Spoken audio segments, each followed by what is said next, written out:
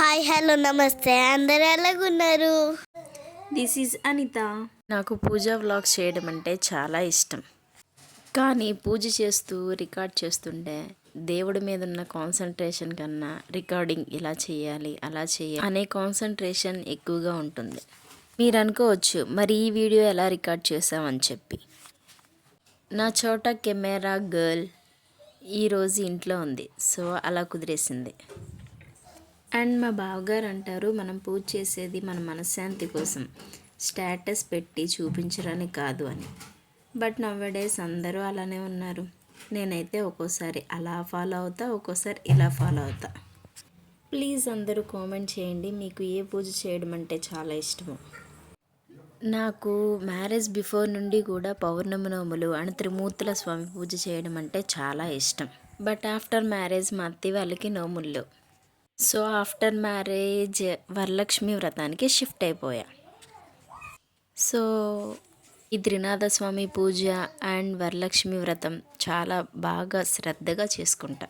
వీడియోలోకి వచ్చేస్తే థర్డ్ మండేకి కావాల్సిన 365 ఒత్తులు అండ్ ఈ పూజకు కావాల్సిన ఒత్తులు అన్నీ కూడా నెయ్యిలో తడిపి పెట్టుకుంటున్నా. నేను ఏదో వీడియోలో చూశాను పూజ కోసం ఉపయోగిస్తున్నప్పుడు గీని డైరెక్ట్గా పొయ్యి మీద వేడి చేయకూడదని. సో నేను డబుల్ బాయిలింగ్ మెథడ్లో నెయ్యిని వేడి చేసుకొని ఒత్తులు తడుపుకుంటున్నా. త్రిమూర్తుల స్వామి పూజ చేసేటప్పుడు ఉపవాసం ఏమీ ఉండవసరం లేదు, కానీ నేను పౌర్ణమి రోజు ఉండటం నాకు కుదరలేదు, అందుకే ఈ పూజ చేస్తున్న రోజు ఉపవాసం ఉన్నాను. ఆఫ్టర్నూన్ పిల్లలకి లంచ్ తినిపించి నెక్స్ట్ 3 o'clock నుంచి క్లీనింగ్ స్టార్ట్ చేశాను.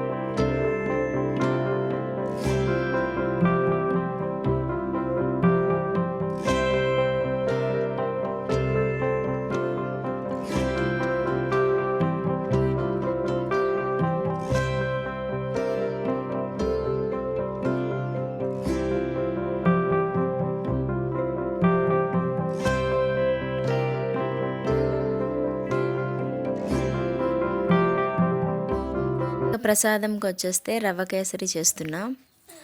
అందరికీ తెలిసిన ప్రాసెస్ అయినా నేను ఏ విధంగా చేస్తున్నానో చూసేయండి. ముందుగా గీలో జీడిపప్పు కిస్మిస్ ఫ్రై చేసుకొని పక్కన పెట్టుకోవాలి.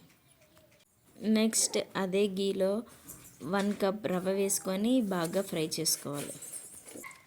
ఆ రవ్వ ఫ్రై అవుతున్నప్పుడు కొంచెం యాలకుల పౌడర్ వేసుకోవాలి. ఇంకో సైడ్ 1 కప్ రవ్వకి 3 కప్స్ వాటర్ వేసి బాయిల్ చేసుకోవాలి. ఆ బాయిలింగ్ వాటర్లో మనం కావాలంటే ఫుడ్ కలర్ కూడా వేసుకోవచ్చు. బట్ ఫుడ్ కలర్ హెల్త్కి మంచిది కాదు అని చెప్తున్నారు కదా నవ్వేడేస్. సో నేను స్కిప్ చేశాను. 1 కప్ రవ్వకి 1.5 కప్ పంచదార వేసుకోవచ్చు. దేవుడికి పెట్టడానికి ప్రసాదం చేసిన మన ఇంట్లో ఉండే ప్రతి దేవునికి ఇష్టం వచ్చినట్టే వండాలి కదా. మ్యాక్సిమం ప్రతి ఒక్క వైఫ్ కూడా ఇలానే చేస్తుంది. Yes or no? మా వారు తీపి కొంచెం తక్కువగా తింటారు. సో నేను 1.5 కప్పు కన్నా పంచదార ఇంకా తక్కువగానే వేశాను. ఇంకా త్రినాథ స్వామికి మెయిన్ ప్రసాదం అటుకులు, పంచదార, వడపప్పు, సెలవిడి ఇలా 3 రకాల ప్రసాదాలు పెట్టాను.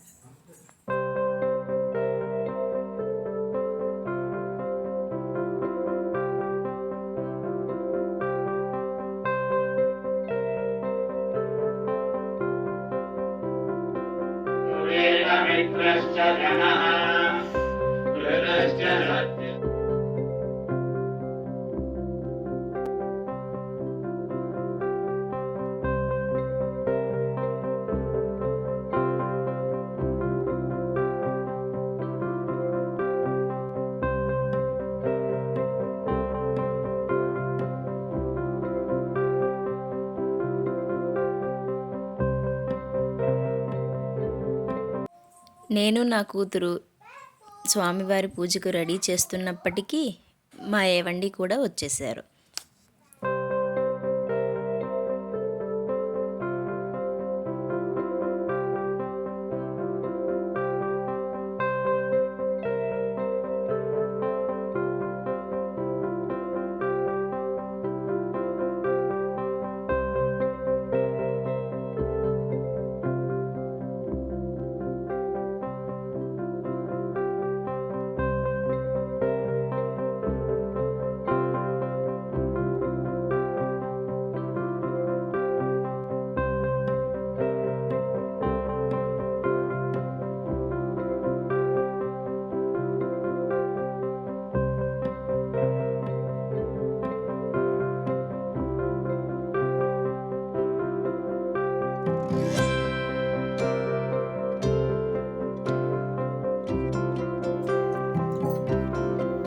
అమ్మా నేను చేయి పెట్టి ఇలా తీనా?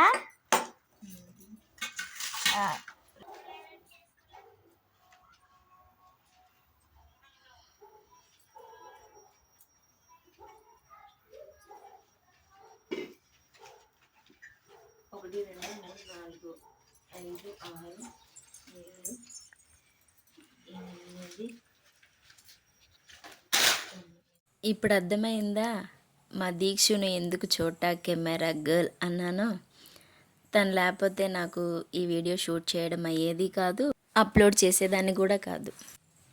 చూడండి కెమెరా యాంగిల్స్ కూడా ఎలాగా చేంజ్ చేస్తుందో, చూసి భయపడకండి.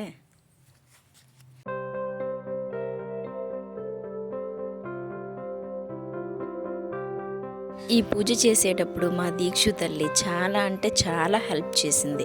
వాళ్ళ చెల్లిని ఏడవకుండా చూడడం, అమ్మ ఇలా పెడదాం, అలా పెడదాం, అలా పెడితే బాగుంటుంది, ఇలా పెడితే బాగుంటుంది అని చెప్పి చాలా ఇన్వాల్వ్మెంట్తో భక్తితో చేసింది తను కూడా.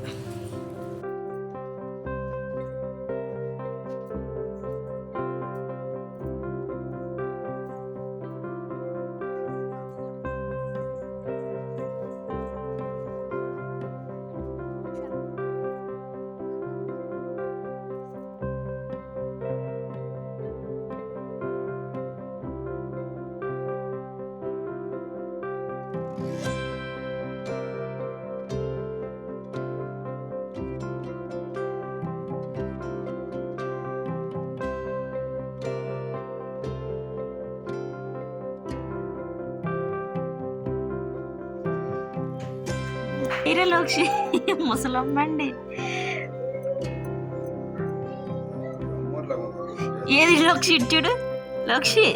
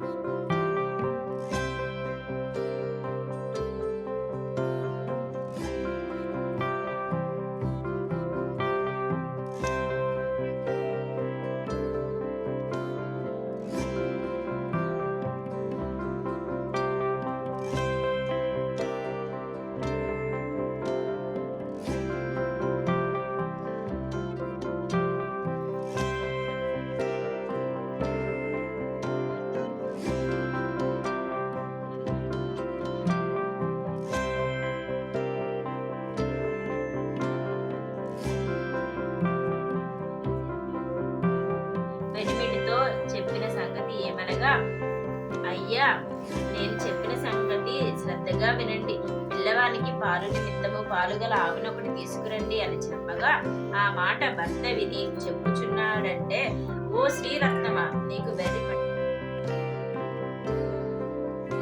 ఏం చెట్టు కనపడింది? మర్రి చెట్టు. ఆ మర్రి చెట్టు మీద ఎవరు కూర్చున్నారు? బ్రహ్మ, విష్ణు, మహేశ్వరుడు. వీళ్ళు ఏమంటారు? త్రిమూర్తులు. ఈ ముగ్గురు కూర్చున్నారంట. ఆ ముగ్గురు కూర్చొని ఏమంటున్నారంటే, బ్రాహ్మణుడా ఎందుకు విచారిస్తున్నా అంటే ఎందుకు బాధపడుతున్నావు, ఏమైంది అని అడిగాడంట. అడిగినప్పుడు ఆ బ్రాహ్మణుడు చెప్తున్నాడు, నేను చాలా పేదవాడిని, నాకు ఒక ఆవు ఉండేది, ఆ ఆవు ఎక్కడికి వెళ్ళిపోయిందో తెలియదు, ఎవరు దొంగలించారో తెలియదు, ఈ పక్కన సంత అవుతుంది కదా, ఆ సంతలో ఎవరైనా నా ఆవును దొంగలించి తీసుకెళ్ళిపోయారేమో చూసుకొని వస్తాను అనేసి అని చెప్పాడంట. అయితే అప్పుడు త్రిమూర్తుల స్వామి ఇలా అంటున్నారంట, నువ్వు సంతకి వెళ్తున్నావు కదా బ్రాహ్మణుడా, నువ్వు సంతకి వెళ్తున్నావు కదా, నా కోసము కొంచెం సామాన్లు తెచ్చి పెట్టగలవా అని అడిగాడంట. ఏమేం కావాలి చెప్పండి అంటే, ఒక పైసా గంజాయి అంట. గంజాయి అంటే దోపు వేసుకునే సాంబ్రాణి. ఓకే, ఒక పైసా ఆకులు చెక్కలు. ఆకులు పెట్టామా, చెక్కలు పెట్టామా. ఒక పైసా నూనె వేసామా. ఇవి చాలంట దేవుడి పూజకి. ఆకులు, చెక్కలు, గంజాయి, నూనె. ఓకే, నేను ఇప్పుడు వీడియో రికార్డ్ చేస్తున్నాననే కాదు, నేను ఏ పూజ చేసినా ఆ టైంలో మా దీక్ష ఉంటే ఆ పూజ ఎందుకు చేస్తాం, ఆ పూజ యొక్క విశిష్టత ఏంటి అనేది మొత్తం కూడా తనకు అర్థమయ్యే భాషలో ఎక్స్ప్లెయిన్ చేస్తాను.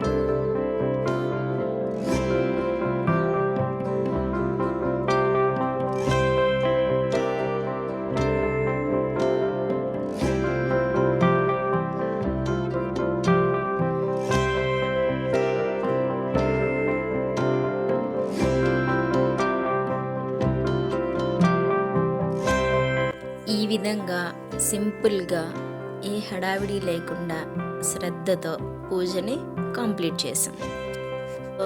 మేము తెలిసి తెలియక ఏమైనా తప్పులు చేసుంటే మమ్మల్ని క్షమించండి అని చెప్పి ఆ దేవుణ్ణి కోరుకున్నాం. నాకు తెలియకుండా ఈ పూజలో ఏమైనా తప్పు చేసినట్టు మీకు అనిపిస్తే ప్లీజ్ కామెంట్ చేయండి, నేను అది రిపీట్ కాకుండా చూసుకుంటాను. మా వారితో కలిపి ఈ పూజ చేసుకోవడం నాకు చాలా అంటే చాలా హ్యాపీగా ఉంది. Okay friends, bye.